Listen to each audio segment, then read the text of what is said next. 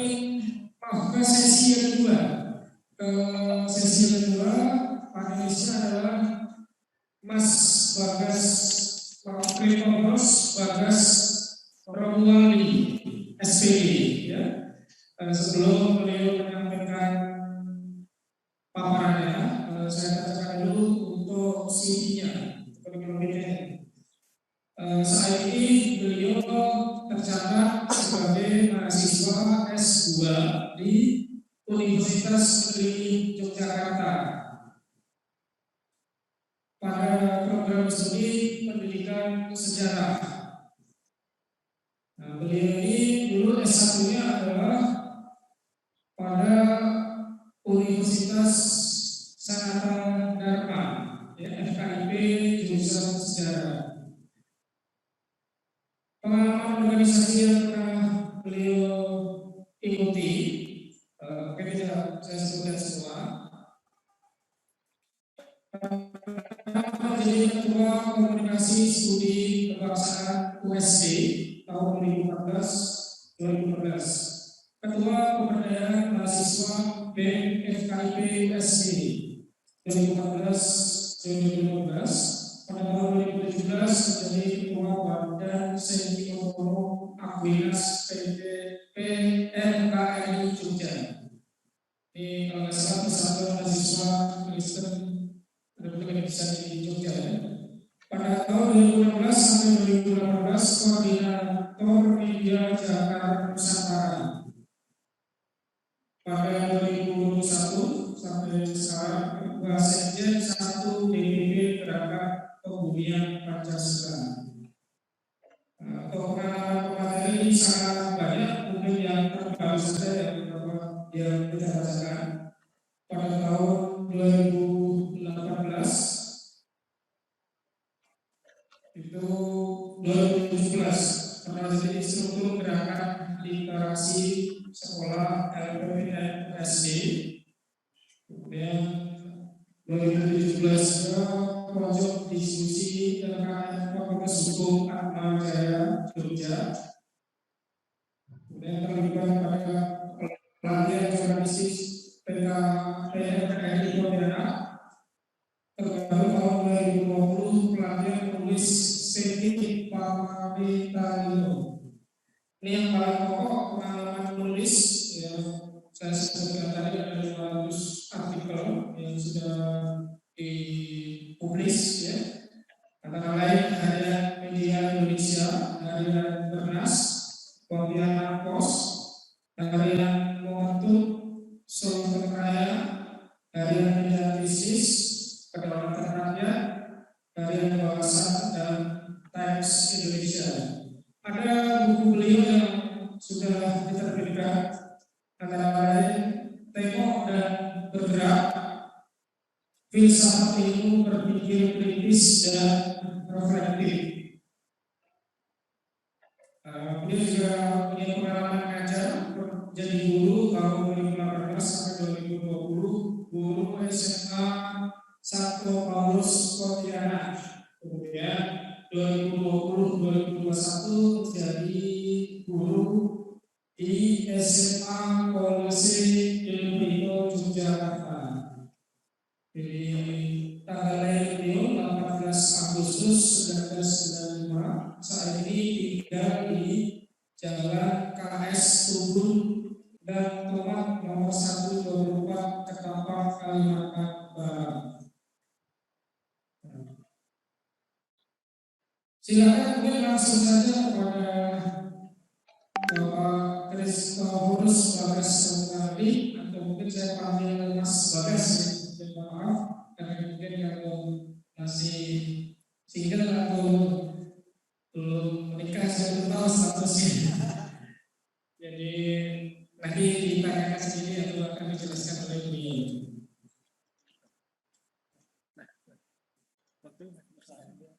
Silakan Mas Bagas untuk mempresentasikan. Waktu dan tempat dipersilakan.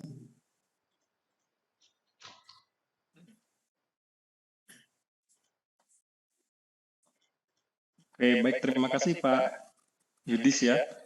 Selamat pagi Bapak Ibu, apakah suara saya terdengar? Terdengar ya, Pak?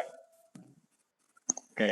Baik, terima kasih Bapak Ibu. Jadi di kesempatan ini saya diundang oleh Pak Marwan untuk berbagi cerita ya seputar menulis di media massa. Nah, tadi sudah banyak hal yang disampaikan oleh Pak Marwan berkaitan dengan teknik menulis artikel. Jadi barangkali di kesempatan ini saya hanya sedikit menambahkan beberapa hal yang prinsipil saja Bapak dan Ibu, karena tadi sudah banyak sekali hal-hal yang sangat penting yang sudah disampaikan oleh Pak Marwan. Nah, sebelum kita mulai mencoba untuk menulis di media massa ini, saya sampaikan dulu bahwa memang di kesempatan ini saya juga sudah mengatakan kepada Pak Marwan bahwa workshop itu, kalau temanya workshop, memang idealnya ada praktik, gitu ya, praktik menulis. Nah, tetapi persoalannya adalah kondisinya seperti ini. Jadi untuk praktik menulis mungkin agak sulit. Jadi saya sudah sampaikan kepada Pak Marwan, kalau setelah ini misalnya ada Bapak Ibu guru yang pengen mencoba untuk menulis, nah saya tidak keberatan kalau kemudian ada yang chat saya, kemudian mau bertanya-tanya. Nah, saya persilahkan di luar waktu workshop ini, Bapak dan Ibu. Nah, sebelum kita menulis di media massa, mencoba, nah kita kenali dulu apa itu media massa, Bapak dan Ibu. Nah, media massa atau pers, ini adalah istilah yang mulai digunakan tahun 1920-an. Memang kalau kita bicara tentang media massa atau pers, sebelum istilah ini dimunculkan ya sudah ada lama sekali. Sebelum tahun 1920-an itu sudah ada. Tetapi kemudian istilah ini secara ilmiah dimunculkan di tahun 1920-an. Nah, ini adalah istilah pada jenis media yang dirancang atau didesain untuk menjangkau masyarakat luas. Nah, itu adalah media massa, Bapak dan Ibu. Nah, bentuknya seperti apa? Kalau kita lihat perkembangannya sampai ke sini ya bentuknya berbagai macam. Ada koran, ada televisi, ada radio. Nah, kalau sekarang yang cukup masif berkembang itu adalah media online. Nah, itu adalah contoh beberapa media massa. Nah, yang unik sekarang, Bapak dan Ibu, ada juga beberapa orang, bahkan beberapa ahli, yang mengkategorikan media sosial itu juga media massa. Nah, kenapa? Karena ternyata media sosial itu juga bisa memberi pengaruh yang signifikan. Kalau misalnya kita ambil contoh Facebook, ya, kalau kita membuat artikel yang menarik, kita tulis di Facebook, tulisan itu bagus, kemudian bisa di-share oleh banyak orang. Nah, kemudian itu yang bisa dikategorikan sebagai media massa tadi, termasuk media YouTube. Ya, media YouTube pun juga dikategorikan sebagai media massa karena pengaruhnya yang sangat besar tadi di hadapan masyarakat itu. Nah, meskipun demikian memang ada perbedaan yang cukup mendasar antara media sosial dengan media massa, yaitu kalau kita menulis di media sosial, misalnya seperti Facebook, Bapak dan Ibu, itu tidak ada seleksi. Jadi kalau Bapak Ibu nulis di media sosial seperti Facebook, sudah pasti muncul tulisannya. Tanggung jawabnya tanggung jawab pribadi. Nah, tetapi kalau di media massa, dia punya nilai sendiri, punya value-nya sendiri. Value-nya apa? Tulisan kita diperiksa dulu, seperti yang disampaikan oleh Pak Marwan tadi. Layak atau tidak untuk terbit di media massa. Kalau kita punya konten video, layak atau tidak terbit di televisi, kan seperti itu. Jadi ada value yang berbeda di situ. Nah, tetapi terlepas dari perdebatan tentang apakah media sosial bisa masuk ke media massa, atau jenis-jenis media massa sekarang itu seperti apa, saya kira yang paling penting itu adalah ternyata di era sekarang itu ada banyak wadah yang bisa kita gunakan untuk mengembangkan kemampuan menulis kita. Jadi kalau kemudian masih ragu untuk mengirim di media massa, kita bisa coba platform-platform yang lain dulu. Misalnya ya media sosial kita. Nah, itu bisa saja. Kalau misalnya masih mau memulai dari yang kecil-kecil, mungkin jumlah katanya belum berani 400 atau 500 kata, masih pendek-pendek, ya coba-coba aja dulu di media-media yang tersedia untuk memulainya, Bapak dan Ibu. Nah, itu media massa, ada banyak produknya. Kalau sekarang yang paling mentereng memang media online ya, media daring seperti kompas.com, suara.com, detik.com, dan lain-lain itu. Nah, tetapi memang kalau saya perhatikan sepertinya untuk syarat kenaikan golongan masih yang media cetak ya Bapak dan Ibu ya, maka silakan Bapak Ibu menyesuaikan. Nah, apa manfaat menulis di media massa? Ini ada 4 Bapak dan Ibu. Saya minta maaf kalau bahasa Inggris saya belepotan ya Pak Yudhistira ya. Yang pertama itu ada to educate ya, untuk mendidik. Jadi media massa itu menjadi sarana untuk menyalurkan gagasan yang mendidik masyarakat. Nah, ini yang perlu kita garis bawahi, Bapak dan Ibu, bahwa kita itu punya tanggung jawab moral ketika menulis di media massa itu. Nah, tanggung jawab moralnya itu adalah kita mendidik, apalagi kita guru ya. Jadi ada tugas untuk mendidik itu. Maka gagasan yang kita tawarkan ke media massa itu, ke orang banyak itu, haruslah gagasan-gagasan yang memang mencerahkan. Kalau mau mengkritik pun boleh-boleh saja. Nah, yang tidak boleh itu adalah Bapak Ibu menulis sesuatu yang sifatnya memancing kerusuhan. Misalnya Bapak Ibu menulis tentang hal-hal yang menyinggung sara, sensitivitas terhadap agama tertentu atau suku tertentu, itu harus sangat dihindari. Termasuk misalnya Bapak dan Ibu menulis hal-hal yang sifatnya ideologis, ideologinya terlarang begitu. Nah, itu juga tidak boleh Bapak dan Ibu. Nah, tugas kita adalah menyalurkan gagasan yang mendidik tadi, nah yang mencerahkan, ataupun misalnya bisa berupa kritik-kritik, ya seperti yang dilakukan oleh Pak Marwan tadi. Kritik itu tujuannya juga bisa untuk mendidik, agar kemudian sesuatu yang ideal itu bisa diterapkan. Harapannya seperti itu. Nah, itu to educate yang pertama. Yang kedua adalah to transform, untuk mengubah. Ya, jadi media massa itu adalah sarana atau instrumen untuk mendorong perubahan di tengah-tengah masyarakat. Nah, memang ada banyak contoh Bapak dan Ibu, media massa yang kemudian dalam sejarahnya itu mampu mengubah sesuatu, bahkan hal yang besar, dalam skala yang besar begitu. Tahun 1998 ketika Presiden Soeharto lengser itu juga tidak bisa dilepaskan dari peran media massa. Pembubaran Uni Soviet itu juga tidak bisa dilepaskan dari peran media massa. Nah, tetapi itu adalah perubahan dalam skala yang sangat besar. Nah, apakah kita bisa mengubah sesuatu dari tulisan kita di media massa? Bisa. Kita tidak perlu membicarakan hal yang besar, barangkali tidak mesti membicarakan hal yang sifatnya nasional Indonesia. Kita bisa mulai dari sesuatu yang terjadi di sekitaran kita. Nah, misalnya Bapak dan Ibu di daerah Bangka Belitung melihat, ini contoh ya, mudah-mudahan tidak beneran. Misalnya Bapak dan Ibu melihat ada kebiasaan masyarakat membuang sampah tidak pada tempatnya, jadi dibuat berserakan, sembarangan di tepi jalan. Bisa itu dijadikan tulisan? Bisa. Apakah itu bisa dimuat cepat? Saya yakin bisa. Kalau misalnya itu adalah sesuatu yang memang terjadi di daerah dan Bapak Ibu kemudian mau menyasarnya di media massa di daerah. Bisa. Jadi dimulai dari hal-hal yang simpel dan sederhana seperti itu. Itu bisa mengubah, harapannya kan seperti itu. Jadi menulislah, kemudian membuat mimpi tentang kota yang bersih itu seperti apa, konsepnya seperti apa. Nah, Bapak Ibu mau menawarkan apa di media massa itu. Nah, itulah sarana untuk mengubah tadi. Jadi dimulai dari hal yang sangat simpel, nggak mesti membicarakan hal yang besar sampai mau menurunkan presiden, nggak usah. Jadi dibuat saja dari hal yang simpel, Bapak dan Ibu, mulai dari daerah yang ada di sekitaran Bapak dan Ibu. Nah, kemudian yang ketiga adalah to expression, ya, untuk mengekspresikan. Jadi media itu adalah sarana untuk mengekspresikan pikiran, ide, gagasan, dan imajinasi sepenulis. Jadi kalau saya sederhanakan, ini soal rasa kita gitu. Jadi kita tuh bisa loh Bapak Ibu memulai tulisan itu karena kegelisahan. Ya contohnya kayak tadi, kita gelisah melihat lingkungan yang kotor itu, kemudian kita mau mengubah. Tetapi kemudian mau mendorong perubahan itu mungkin masih belum bisa, karena mungkin belum punya fungsi dan segala macam. Kita bisa melakukan itu lewat tulisan. Dimulai dari hal-hal yang sederhana tadi. Nah, kita bisa memunculkan itu dari kegelisahan kita, atau mungkin kebanggaan kita atau kebahagiaan kita terhadap suatu fenomena tertentu. Nah, itu boleh Bapak dan Ibu. Jadi menulislah karena dimulai dari perasaan hati kita. Nah, apakah itu perasaan yang bangga, perasaan yang bahagia, senang, atau bahkan mungkin perasaan yang sedih gitu, melihat fenomena di sekitar kita. Nah, seperti itu Bapak dan Ibu. Jadi dimulai dari kepekaan. Jadi menulis itu harus ada kepekaan Bapak dan Ibu. Kalau kita nggak punya kepekaan, ya kita sulit mencari ide.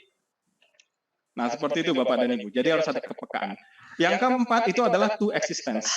Menulis itu akan menentukan citra diri dan eksistensi diri para penulis secara sosial.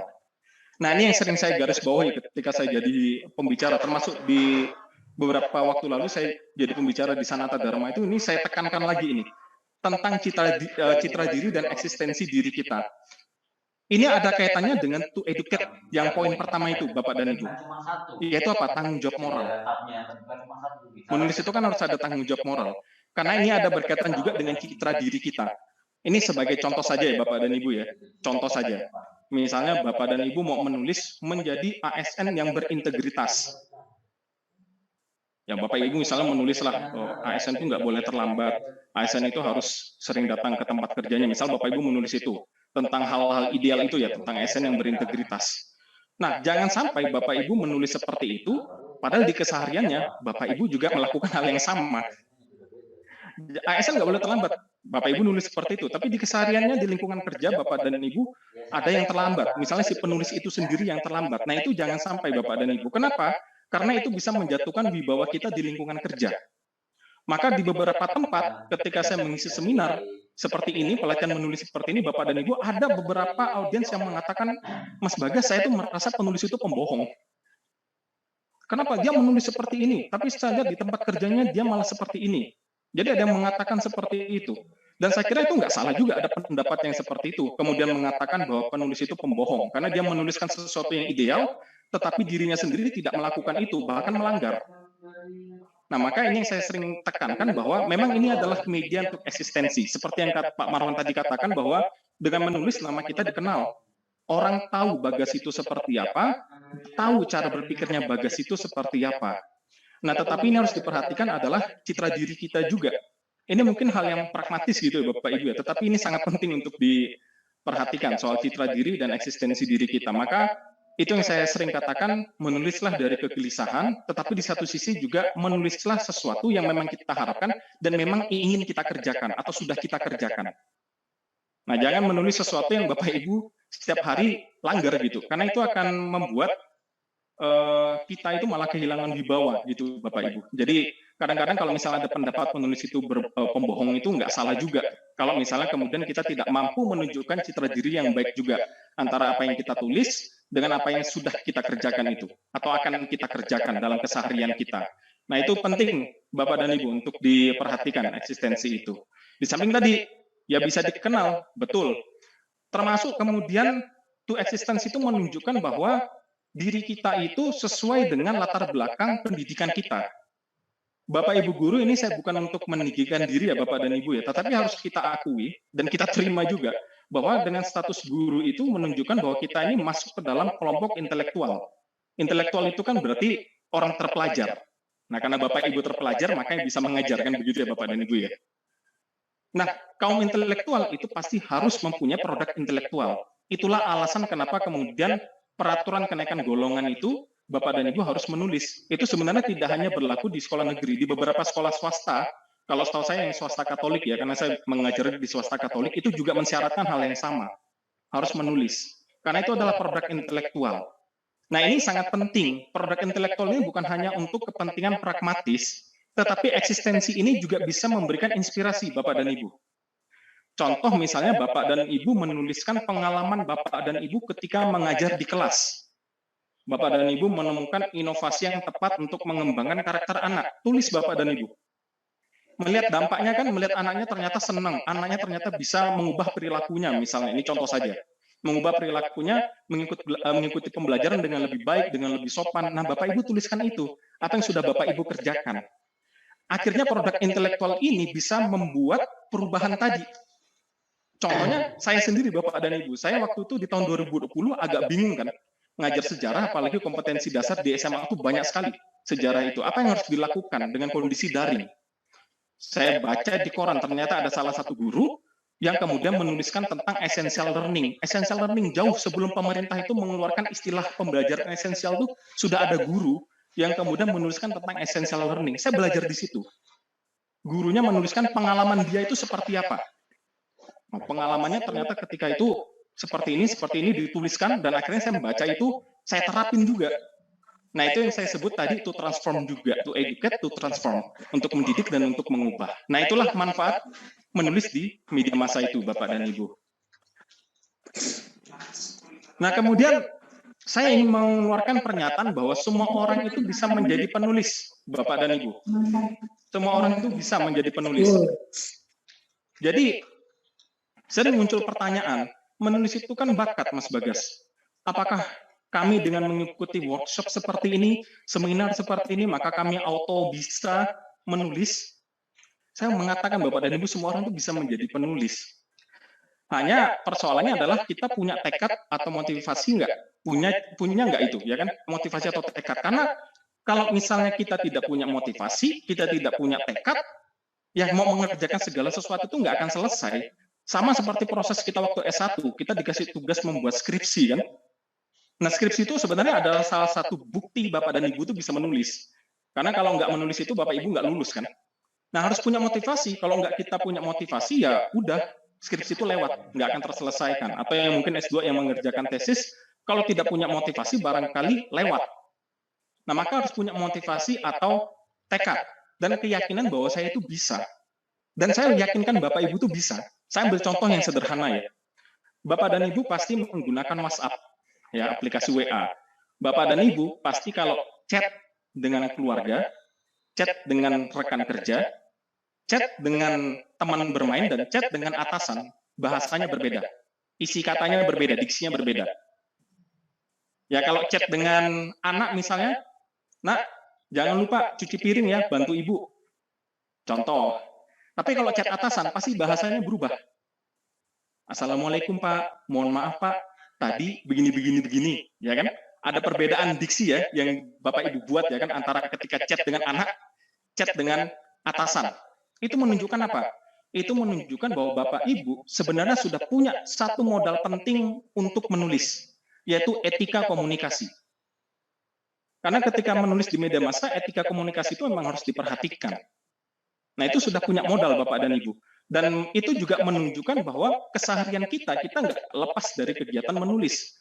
Maka terlalu naif kalau kemudian kita mengatakan bahwa saya nggak bisa menulis, ya sudah, saya berhenti aja. Saya ikut kayak gini hanya mau nyari sertifikat misalnya. Udah, itu selesai, karena tidak punya motivasi atau tekad. Maka saya mengatakan Bapak dan Ibu, menulis itu adalah minat yang terus diasah. Jadi kita harus punya minat dulu yang kemudian kita asah berkali-kali, baru kemudian kita bisa menghasilkan sesuatu. Memang ketika kita pertama kali menulis, belum tentu tulisan itu langsung diterima. Saya juga mengalami itu, Bapak dan Ibu. Saya berapa kali ditolak sebelum pertama kali tulisan saya diterima di harian di Yogyakarta itu. Saya juga mengalami itu, tetapi harus ada minat ini. Nah, minat ini yang kemudian kita asah. Jadi saya mengatakan bahwa menulis itu bukan bakat, menulis itu minat yang diasah. Nah itu, kalau misalnya Bapak Ibu sudah punya minat, yakin pasti bisa. Saya akan mencontohkan diri saya sendiri, Bapak dan Ibu.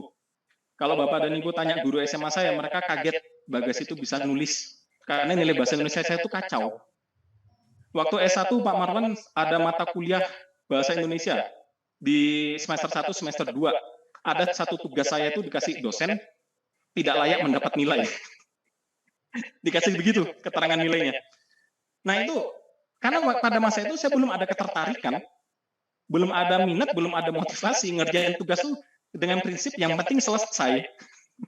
Jadi saya ngerjainnya, ya udah saya tulis-tulis gitu aja. Nah akhirnya dapat nilai segitu. Nah tetapi ketika saya sudah punya minat, motivasi, pada akhirnya ya semuanya berubah begitu. Maka Bapak dan Ibu, yang tugas pertama yang paling pokok dan paling penting itu adalah menumbuhkan motivasi dan minat. Tentukan tujuan Bapak dan Ibu mau menulis itu karena apa.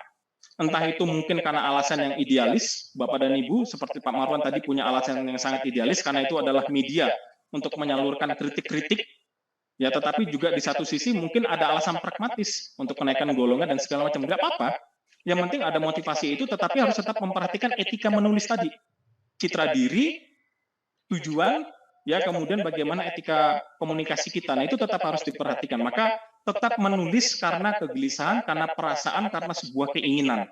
Nah seperti itu Bapak Ibu yang tidak kalah penting ya Bapak dan Ibu ya. Nah maka tidak ada salahnya Bapak dan Ibu mulai dari sekarang bisa mencoba untuk mulai menulis di media massa. Saya setuju dengan apa yang dikatakan oleh Pak Marwan tadi. Untuk menulis di media massa itu nggak mesti langsung mencari media massa yang nasional. Nggak mesti. Jadi kita bisa mulai dari media massa lokal dulu, Bapak dan Ibu. Keuntungannya apa? Keuntungannya itu paling tidak kita bisa dikenal redaksi di tingkat lokal. Nah itu sudah sangat penting. Dan biasanya didahului ya malah ya Pak Marwan ya. Kalau redaksi udah kenal kita itu didahului malah. Maksudnya kita ngirim artikel tuh mereka akan memprioritaskan kita dulu. Karena sudah kenal. Nah itu tidak kalah penting untuk Bapak Ibu perhatikan. Jadi mulai saja dari media massa lokal dulu. Nanti sudah dapat nama, Bapak Ibu sudah investasi nama di media massa lokal itu, baru kemudian Bapak dan Ibu bisa beranjak ke media massa yang mungkin tingkatannya berbeda, misalnya di tingkatan nasional Bapak Ibu. Saya juga seperti itu soalnya. Saya sebelum mulai di media namanya Media Indonesia, media nasionalnya itu. Saya sebelum memulai di situ pun saya mulai dari harian lokal dulu Bapak dan Ibu. Jadi Nggak mesti langsung ke hal besar dulu, kita bisa setia dulu dengan hal-hal kecil. Karena siapa yang setia dengan hal kecil, maka dia akan setia juga dengan hal yang besar, dapat hal yang besar. Seperti itu Bapak dan Ibu. Bisa dimulai. Nah ini soal tips tadi sebenarnya sudah banyak yang disampaikan oleh Pak Marwan, saya hanya menambahkan beberapa, mungkin agak ada sedikit perbedaan pendapat pun tidak masalah ya. Karena seperti Pak Marwan katakan juga, nggak ada aturan baku sebenarnya. Nggak ada aturan baku, jadi prinsip setiap orang itu bisa saja berbeda-beda. Nah, yang pertama, ketika kita menulis di media massa ini, Bapak dan Ibu, tips yang pertama, tema itu harus aktual, memang. Tetapi kemudian di sini sering sekali muncul pertanyaan. Mas Bagas, ini temanya aktual, tapi sekarang ini yang lagi aktual itu tentang pembunuhan brigadir. Saya guru fisika, saya mau nulis apa ini? Itu. Ada juga, Mas Bagas, ini yang lagi viral ini masalah inflasi dunia ini, tapi saya guru biologi, gimana ini? Nah ini yang kemudian bisa menjadi catatan Bapak dan Ibu, aktual itu tidak mesti kita artikan ada masalah-masalah baru yang kemudian harus kita ikuti. Misalnya masalah baru tentang pembunuhan brigadir itu, tapi saya pendidik, nggak mesti ikuti itu Bapak dan Ibu. Aktual itu bisa mengandung makna baru yang lain, yaitu inovasi. Misalnya. Nah, misalnya kalau ke dalam konteks mengajar itu Bapak dan Ibu, ya Bapak Ibu punya inovasi apa dalam pembelajaran tadi? Apa yang mau Bapak Ibu tawarkan? Nah, itulah aktual Bapak dan Ibu. Itu aktual, meskipun sedang tidak diungkit oleh pemberitaan nasional, tetapi itu adalah inovasi baru dalam pembelajaran. Nah, itu adalah sesuatu yang aktual juga Bapak dan Ibu. Tetapi harus diperhatikan aktualitasnya. Kalau Bapak Ibu menulisnya pembelajaran berbasis PBL lagi, ya udah, nggak akan dilihat PBL itu sudah jadi pembicaraan sejak kapan, udah lama kan. Nah, tetapi misalnya Bapak Ibu mencetuskan ide baru PBL plus, misalnya plusnya plus apa ini, misalnya. Nah, itu adalah contoh inovasi baru, yaitu sudah aktual Bapak dan Ibu. Nah, tetapi kalau bisa memang aktual ini juga memperhatikan kondisi. Nah, kalau misalnya pembelajarannya hybrid, nah ada inovasi apa yang kemudian ditawarkan yang berkaitan dengan hybrid tadi itu. Nah, itu juga bagian dari aktualitas Bapak dan Ibu, sesuatu yang aktual itu. Jadi nggak mesti mengikuti pemberitaan tentang hukum, politik, nggak mesti. Ya, tetapi kalau mau diseret ke ranah pendidikan juga bisa. Tetapi kita jangan menyempitkan bahwa aktual itu berarti seperti yang kondisi yang seperti saya sampaikan tadi. Aktual itu media nasional sedang memberitakan apa, nggak mesti. Tetapi bisa berupa inovasi-inovasi baru yang Bapak Ibu tawarkan. Nah, saya juga beberapa kali melakukan itu, termasuk yang Bapak Ibu lihat di WA itu saya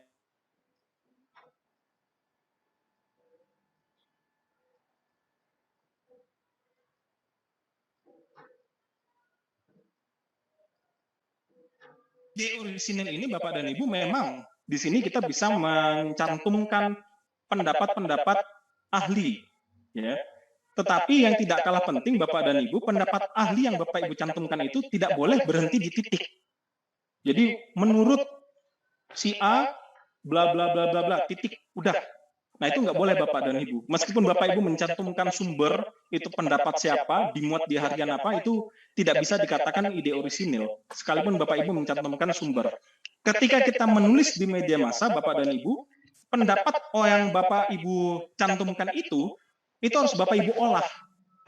Entah Bapak Ibu setuju atau nggak setuju dengan pendapat itu. Intinya, Bapak Ibu olah. Jadi tambahkan tafsiran pribadi. Kalau misalnya kita nulis skripsi itu kan ada ya, media pembelajaran menurut si A, si B, si C adalah ini. Kemudian kita simpulkan. Nah, kurang lebih seperti itu Bapak Ibu.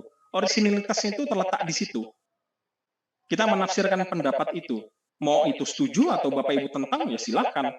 Nggak apa-apa. Nah, yang penting jangan hanya sekedar cantumin, terus cantumin sumber, titik, selesai. Jangan. Itu bukan ide orisinil. Nah, kemudian dengan sudut pandang yang berbeda Bapak dan Ibu.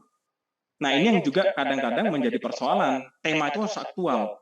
Memang sering dikatakan seperti itu. Tetapi kan persoalannya kalau satu tema ini muncul di skala nasional, berarti kan yang nulis akan ada berapa ratus kepala atau berapa ribu kepala. Rebutan dong.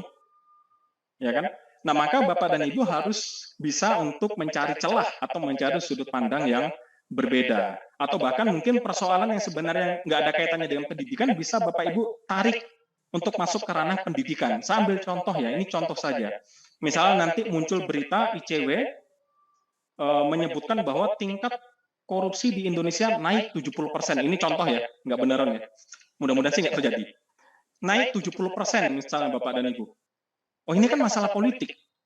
Nah tetapi saya ini guru. Bagaimana mau narik persoalan itu menjadi persoalan pendidikan?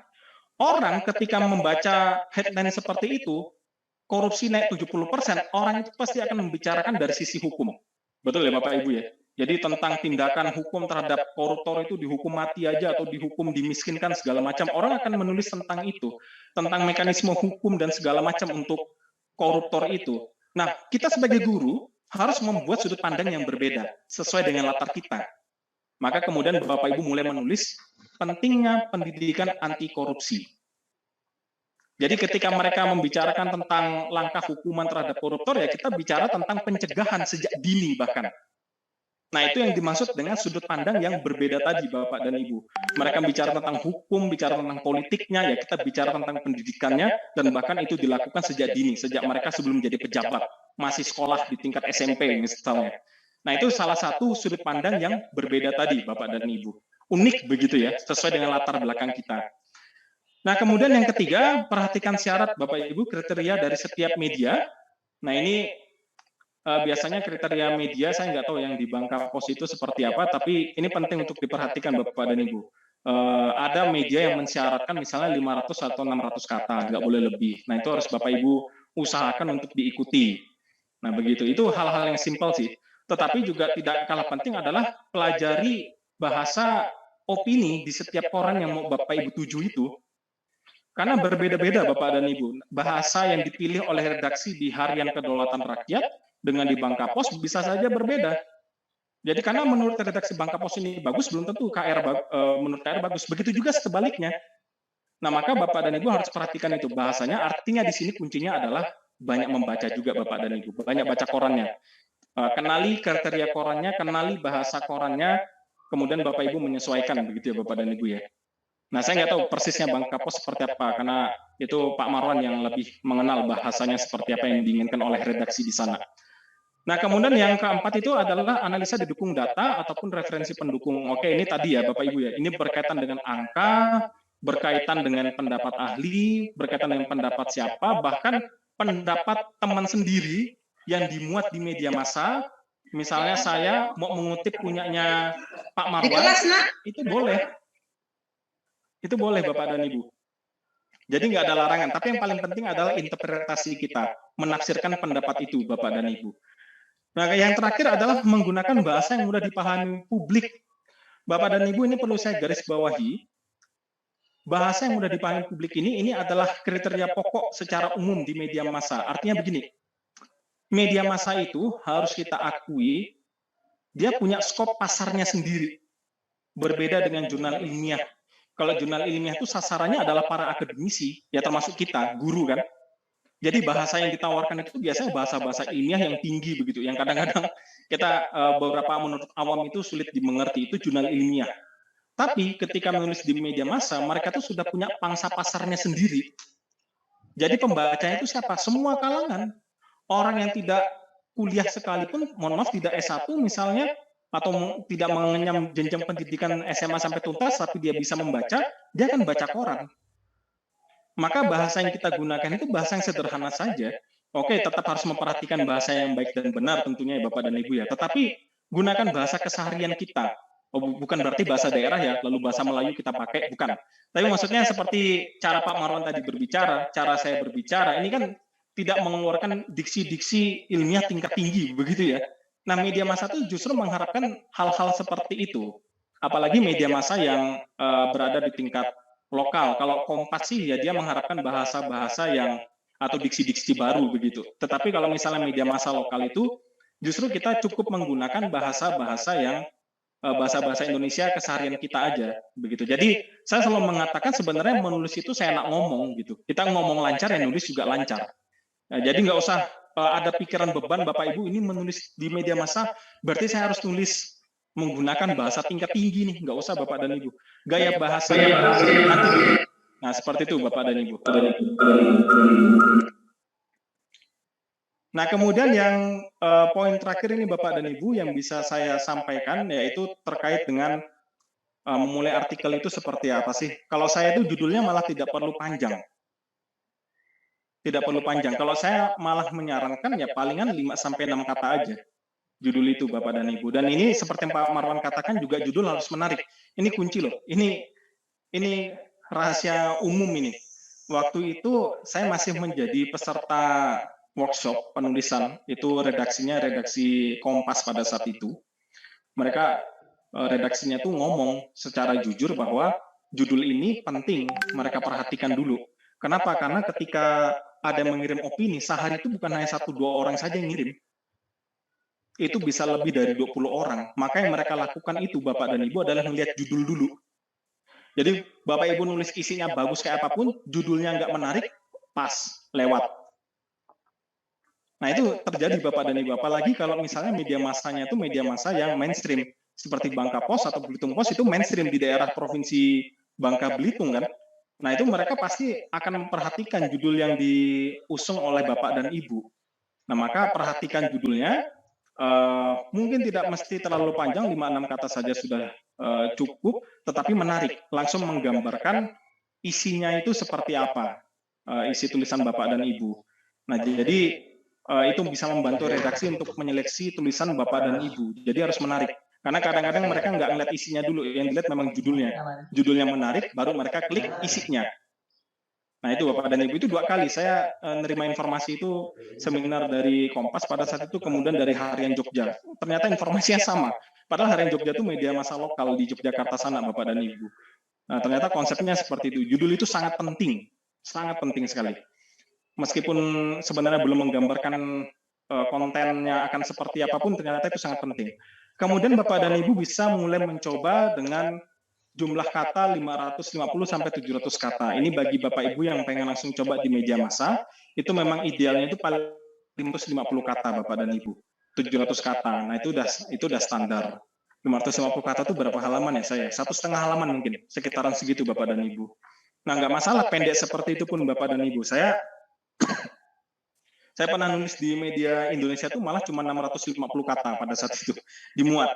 Nah, itu yang tidak kalah penting itu kan intinya adalah esensi tulisan kita, tetapi juga jangan terlalu pendek.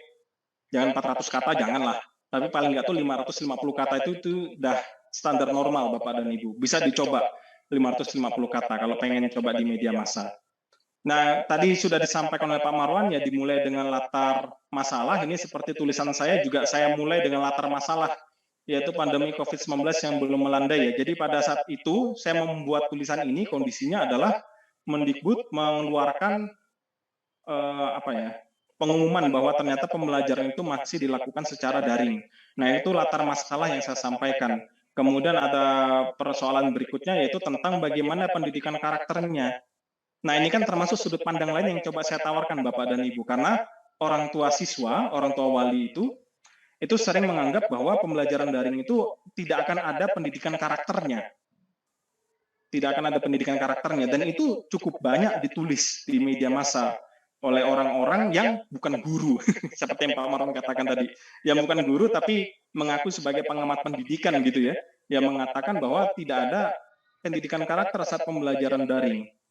Nah, saya masuk di situ dengan perspektif yang berbeda Bapak dan Ibu, bahwa pendidikan karakter itu juga bisa diterapkan saat pembelajaran daring. Saat kita nge-zoom seperti ini, ucapan selamat pagi saja itu sudah contoh sederhana, secara psikis sangat mempengaruhi siswa.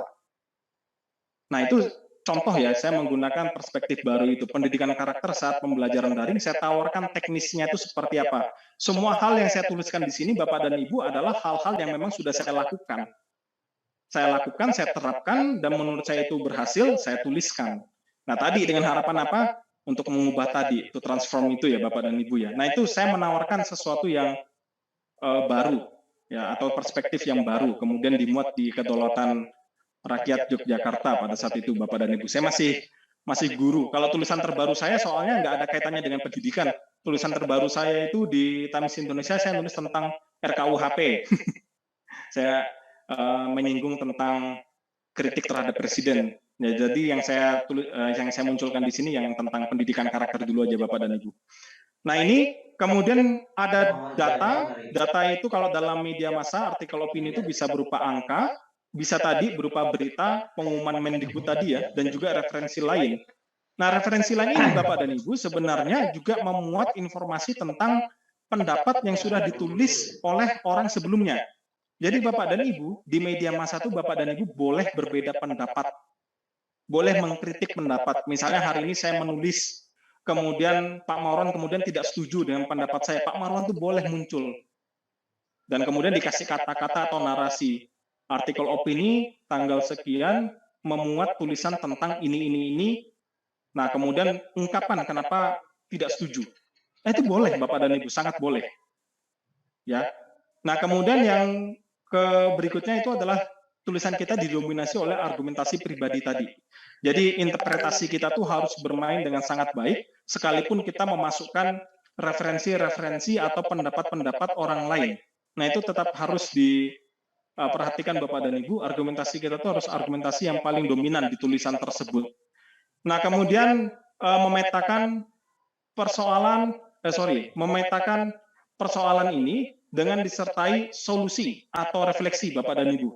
Nah, ini lagi-lagi bukan aturan baku, tapi kalau saya pribadi Bapak dan Ibu urutannya selalu seperti itu. Latar masalah, kemudian ada data entah berita, referensi, pendapat siapa, kemudian ada interpretasi saya juga, terakhir itu saya selalu menyertakan solusi. Entah itu hal yang teknis atau hal yang sifatnya konseptual.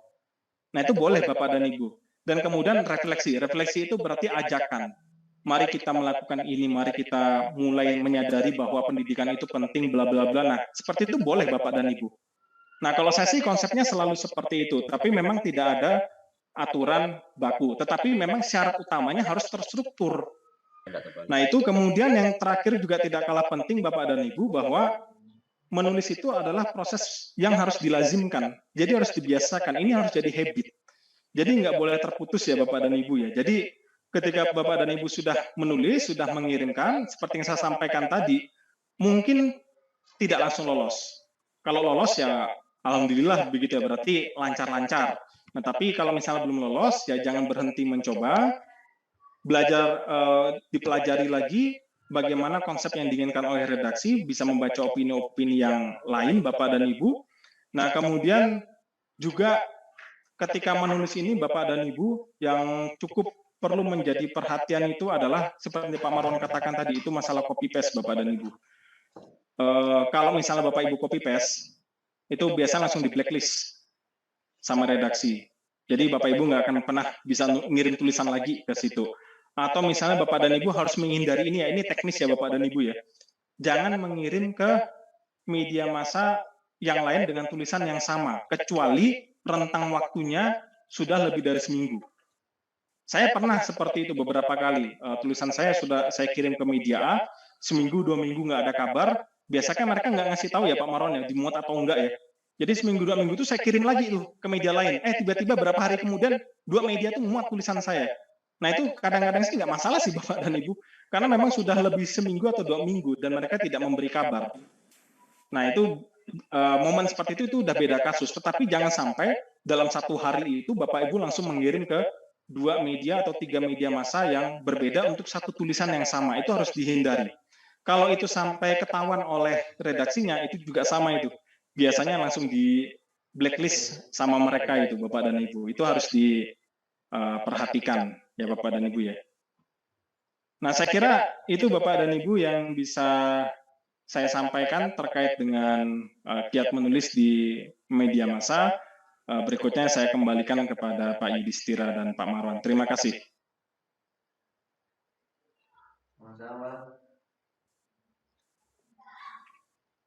Terima kasih kepada dua panelis kita yang telah memaparkan dengan jelas ya.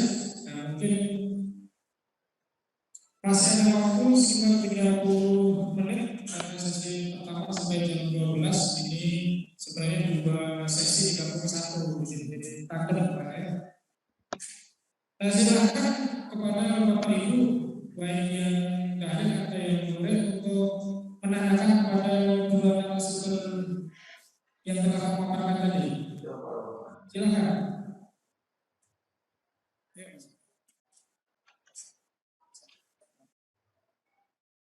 Yang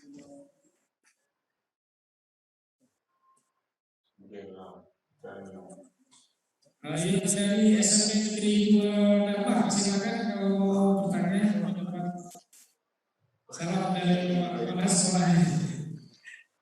Atau yang lain silakan. Nah, ini yang senior saya di UNJ juga, boleh Pak Arwah Subekti.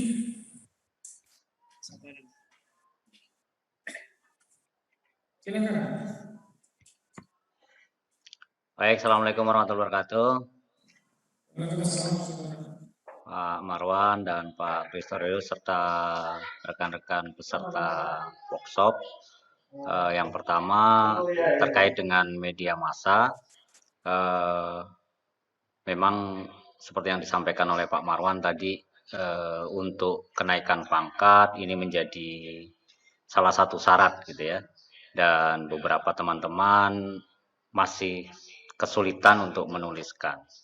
Nah, barangkali nanti bisa dijelaskan lebih lanjut Pak Kristorius untuk pemilihan tema untuk, karena ini kan banyak ya, kecuali kalau memang di Bangka Belitung memang masih sedikit kalau saingannya, kalau di nasional kan sudah banyak itu. Kira-kira tipsnya bagaimana untuk pemilihan tema yang lebih menarik gitu ya? Apakah cuma jadi judulnya aja atau tadi materinya juga lebih sudut pandangnya? Nah, untuk mengasah bagaimana kita sudut pandang selain membaca itu barangkali ada trik yang lain. Demikian, terima kasih.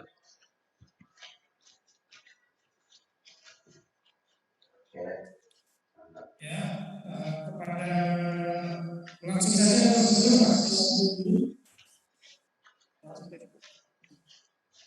satu pertanyaan lagi, mungkin karena waktunya masih cukup sebelum dijawab oleh narasumber. Silakan. Yang dari kepada Bapak Ibu, silakan bertanya. Kelurahan maaf ya, yang dalam pertemuan ini. Apa yang mau ditanyakan kira-kira terkait dengan paparan tadi? Baiklah, kalau belum ada sambil menunggu, silakan langsung dijawab saja untuk yang pertama kepada Pak Marwan dulu. Silakan.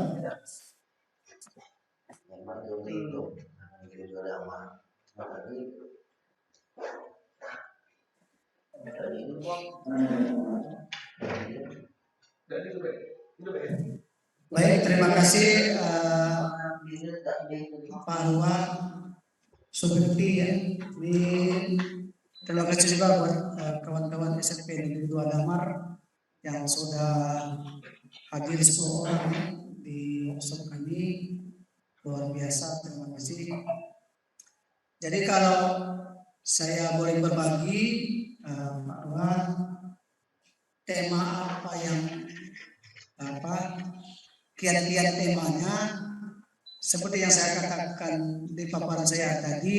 Kalau saya ya cenderung temanya yang up to date, artinya yang sedang menjadi tren saat ini. Jadi kalau kita berbicara tentang dunia pendidikan, cari yang tren dunia pendidikan saat ini seperti apa. Kalau kita bicara tentang global umum, ya kita cari tentang materi yang memang sedang booming, misalnya polisi tembak polisi, nah itu kan, atau penyergapan PNI oleh di Myanmar, itu kan sedang up to date beritanya. Cari sudut pandang kita. Nah, seperti yang saya katakan tadi, kita cari referensinya seperti apa, dan terutama diawali dengan judul atau judulnya yang harus menarik. Jadi ketika orang berbicara tentang tentang melihat tentang tema kita, mereka pengen baca tulisan kita itu. Misalnya seperti saya katakan tadi, kalau kita bicara tentang dunia pendidikan misalnya PPDB kan, ya kita saat ini misalnya tentang PDB, tentang penerimaan siswa baru, ya kita tulis ciptakan PPDB yang berkualitas. Jadi orang tanya, oh ada apa sih sebenarnya dengan PPDB kita? Memangnya tidak berkualitas, gitu kan? Oh, yang berkualitas seperti apa? Nah, jadi kita berikan awali dengan referensi kita tentang peraturan bupati atau peraturan dari kepala dinas pendidikan. Nah, kita olah itu, kemudian benar kata Mas Bagas tadi, kita beri kesimpulan menurut versi kita seperti ini sebenarnya yang berkualitas itu. Yang misalnya yang mengutamakan SPM. Apa itu SPM? Misalnya standar pelayanan minimal dunia pendidikan 32 siswa per kelas. Nah itu sudut pandang. Kita berikan solusi menurut kita seperti ini. Nah itulah kalau saya tema-temanya yang kalau ditanya yang harus yang update itu berkaitan dengan terbit Pak Rua, karena Pos Belitung ini cenderung mengeluarkan opini publik itu, tulisan itu ya yang temanya update. Kalau temanya update itu akan berlama-lama, mereka masuk dalam daftar antri. Kadang-kadang ya tidak dimuat dari mereka, maka mungkin isunya sudah sudah lama. Misalnya bicara tentang kurikulum 84 kan tidak update itu, sudah lama. Jadi carilah yang sifatnya update. Menurut saya seperti itu, yang memang sedang grace-nya gitu. Nah kalau saya seperti itu, silakan Mas Bagas kalau ada yang ditambahkan. Oke, baik. Terima kasih Pak Marwan, terima kasih Pak Ruah Subekti ya Pak. Jadi Pak, berkaitan kalau misalnya kita coba cari pasar tulisan yang lebih besar, misalnya kita mengincar nasional ya. Saya sharing seputar media Indonesia ya Pak ya, karena saya lebih banyak di situ juga Pak dengan Times Indonesia. Jadi pada dasarnya kalau kita sudah mau bertarung di skala yang lebih besar, memang ada beberapa hal-hal teknis yang harus kita perhatikan Pak. Pertama, media massa, khususnya yang nasional itu biasanya sangat memperhatikan latar belakang kita, Pak Subekti. Jadi kalau bisa, misalnya kita ini guru ya kita yang tulis itu memang seputar pendidikan aja. Jadi jangan kemudian kita pendidikan, kemudian kita bicarakan tentang perspektif hukum dalam kematian polisi yang sedang viral itu. Nggak akan dimuat, Pak. Mereka akan lebih memilih ahli hukum. Atau orang atau dosen lah minimal ya Pak ya, atau minimal dosen hukum. Nah itu pasti Pak, jadi ada hal teknis yang harus diperhatikan. Jadi pertama harus fokus dulu dengan latar kita. Nah kalau saya misalnya kemarin membuat RKUHP, kenapa bisa diterima? Karena itu ada kaitannya Pak dengan latar belakang pendidikan saya. Saya membuat itu dengan membandingkan dengan hukuman RKUHP ketika masa kolonial Belanda. Karena saya orang sejarah. Maka di situ ada kaitan kan Pak, antara RKUHP itu memang itu perspektif hukum, tapi saya tarik sejarahnya itu seperti apa. Ketika hukum itu, RKUHP versi kolonial itu untuk menjerat orang-orang yang kritis terhadap pemerintahan Hindia Belanda. Nah, saya menuliskan itu. Jadi tetap ada kaitannya. Jadi latar belakang kita itu juga harus menjadi salah satu pertimbangan ketika kita mau menulis. Sekalipun sebenarnya Pak Subekti sangat tertarik untuk membahas itu. Tetapi latar belakang Pak Subekti itu tidak mendukung itu. Nah biasanya media nasional itu akan mikir-mikir itu Pak. Maka latar belakang kita sangat diperhitungkan, sangat dipertimbangkan Pak Subekti. Itu yang pertama. Kedua itu yang seperti saya katakan, investasi nama itu penting Pak Subekti. Maka sebelum kita memulai ke media nasional itu, kita mulai dari media lokal untuk dapat nama kan, dan di era sekarang Pak Subekti untuk dapat nama kemudian dilihat redaksi nasional itu juga mulai mencari media massa online. Karena di situ di Google akan jelas track historinya Pak Subekti itu menulis apa saja dan di mana saja itu akan muncul Pak. Kalau Bapak nggak percaya tulis nama saya di Google Pak, muncul Pak. Di newsnya itu Pak. Nah itu penting Pak. Jadi investasi nama itu hal teknis Pak ya. Ini hal teknis dulu. investasi nama seperti itu harus diperhatikan Pak Subekti juga. Nah kemudian berkaitan dengan isi, sebenarnya ya gaya menulis kita baik di tingkat lokal atau nasional itu kembali lagi kepada keinginan redaksi. Makanya yang selalu saya katakan Pak Subekti sebenarnya adalah ketika kita sudah mau menentukan tulisan, misalnya kita mau menulis di media Indonesia, baca dulu Pak. Media Indonesia itu opini seperti apa saja yang muncul, lihat gaya bahasanya Pak. Lihat gaya artikel mereka itu seperti apa. Nah, karena biasanya setiap redaksi itu sudah punya standarnya sendiri. Ini yang saya katakan tadi Pak, saya nggak bisa memberi sesuatu yang baku gitu Pak Subekti, karena di setiap media massa itu sudah punya ciri khasnya sendiri-sendiri. Nah itu juga harus menjadi perhatian Pak. Tetapi paling tidak yang pasti itu adalah tulisan kita tentang sudut pandang yang berbeda itu wajib hukumnya, wajib. Jadi kita harus menawarkan sesuatu yang unik itu Pak Subekti, sesuatu yang unik, sesuatu yang berbeda dari orang-orang yang mau menulis. Nah kayak tadi misalnya kasus pembunuhan polisi itu, nah itu oke, itu ranah hukum gitu. Pak Subekti misalnya bukan guru PKN tapi guru yang lain misalnya, Gana Mapal yang lain. Tapi kan secara umum tetap bersatu sebagai guru. Maka Pak Subekti bisa menarik kasus pembunuhan itu ke dalam dunia atau ke dalam konteks pendidikan. Misalnya dari langkah pencegahannya seperti apa. Nah jadi itu kita mencoba menariknya sesuai dengan keahlian kita, menarik permasalahan itu sesuai dengan keahlian kita. Nah itu juga sangat penting dan itu sangat menarik gitu Pak Subekti. Biasanya akan dimuat yang seperti itu, mudah-mudahan.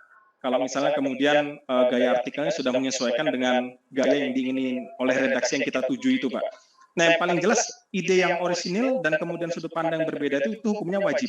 Kemudian dari segi judul, sama Pak. Media massa nasional, Bapak perhatikan Kompas, Media Indonesia, dan lain-lain Pak. Ada nggak judul yang lebih dari 10 kata, Pak? Hampir nggak ada, Pak. Hampir tidak ada. Itu mereka rata-rata malah pendek judulnya. Jadi mereka membuat judul itu palingan hanya 5 sampai 6 kata saja, seperti yang saya katakan tadi itu, Pak. Karena apa? Karena tadi secara teknis mereka itu hanya mau melihat judulnya dulu. Pak Subekti sudah membuat judul yang menarik tadi, sudah langsung bisa membuat, kalau tidak menggambarkan isi, kedua ya bisa membuat redaksi itu penasaran gitu ya, Pak Subekti ya. Nah itu sudah akan dilirik. Baru kemudian mereka melihat isinya. Nah isinya seperti yang saya katakan tadi, selain orisinil, Pak Subekti harus menawarkan sesuatu yang baru. Kenapa? Karena di setiap isu, ini tuh tidak hanya diperhatikan oleh Pak Subekti, Pak Marwan atau saya, atau guru-guru yang ada di sini. Seluruh Indonesia akan punya insting isu yang sama. Nah maka ini yang pentingnya untuk memperhatikan sudut pandang yang berbeda tadi Pak. Nah cara untuk membuat sudut pandang yang berbeda ini seperti apa? Nah lagi-lagi memang harus membaca, tetapi ini yang selalu saya tekankan, literasi itu jangan hanya terbatas pada baca buku saja. Memang penting ya, itu sangat penting, nggak boleh kita abaikan. Tetapi Pak Subekti itu bisa mencoba untuk mencari pendapat lain, misalnya dari pendapat ahli di ILC, atau dari media yang lain. Boleh-boleh Pak Subekti, boleh-boleh saja. Saya beberapa kali melakukan itu Pak Subekti. Jadi tidak mesti dari buku, kadang-kadang ada ahli yang ketika diundang misalnya di ILC kah atau di acara Metro TV, mereka tuh menawarkan sesuatu yang baru loh Pak Subekti, tanpa disadari oleh publik. Jadi di situ kita harus peka Pak Subekti. Oh ini bagus nih pendapatnya ahli nih. Nah kemudian kita tarik itu, kemudian kita kembangkan Pak Subekti, itu boleh. Itu boleh, tetapi harus tetap menunjukkan sisi orisinilitas kita. Jadi selain baca buku, ya kita harus banyak melihat literasi-literasi dalam bentuk yang lain, literasi digital, YouTube segala macam itu penting juga Pak Subekti untuk mendengar pendapat ahli dan lain-lain. Di situ akan memperkaya informasi kita Pak Subekti, sehingga kita akan lebih nyaman lagi ketika kita mau menyusun kata-kata itu Pak Subekti. Jadi kalau misalnya kita mau menulis, tapi kemudian informasi itu kurang, informasi literasi itu kurang, memang akan patah gitu. Baru menulis satu paragraf kemudian berhenti. Nah seperti itu Pak Subekti yang bisa saya tambahkan. Terima kasih Pak Subekti.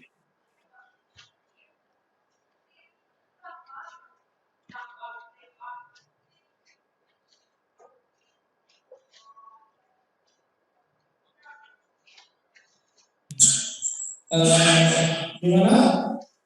Apakah masih ada pertanyaan mungkin Pak Arwah lebih bertanya? Silakan.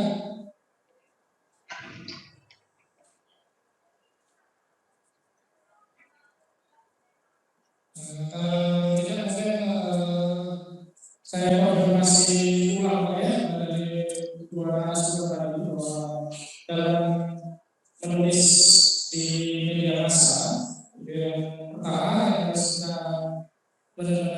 bagikan adalah terkait dengan fokus fakta-fakta, fokus fakta dan data-data kemudian latar belakang mau background kita. Nah, jadi mungkin itu terkait dengan basic keilmuan kita dalam menghadapi suatu masalah atau suatu topik. Dan yang ketiga mungkin dari bahasa dari istilah media massa itu mungkin yang berbeda-beda, mungkin media massa lokal atau daerah dan media massa nasional. Tentu saja mungkin yang perlu diketahui. Ada pertanyaan lain? Masih ada waktu 10 menit sebelum sesi pertama ini berakhir. Silakan Bapak Ibu, baik yang di daring ataupun yang luring.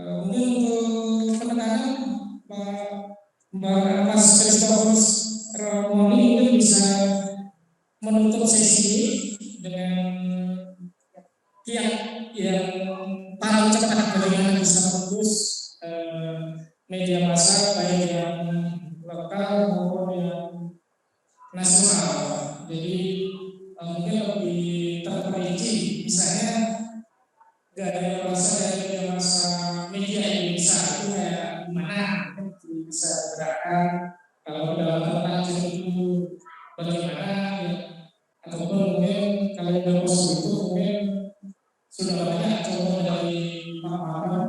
Jadi yang berbeda masalah daerah yang terasa. Silakan masuk di mereka secara singkat untuk sesi. Terima kasih. Oke, baik, terima kasih Pak Yudhistira. Ini kalau saya mau menyampaikan detailnya lagi nih, saya bingung masuk detailnya seperti apa. Ini malah mengulang lagi saya nanti, Pak.